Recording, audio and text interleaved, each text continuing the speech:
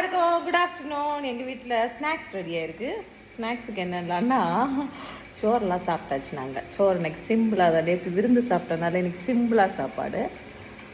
இது வடை வடை வடை protein rich உளுந்து வடை. நல்லா தான் இருக்குது டேஸ்ட்டு.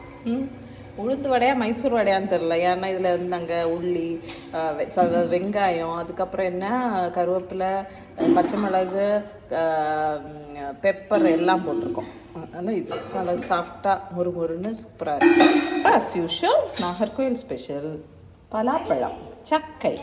நல்ல டேஸ்ட்டு, செம்ம டேஸ்ட்டு, நல்லா இருக்கு.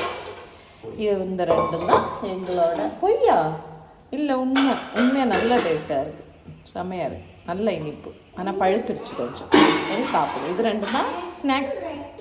Okay, thank you and take care. Bye bye ஜோ. பாய். சாப்பிட்டியா நீ வடை? நல்லா இருந்தா? சூப்பர்.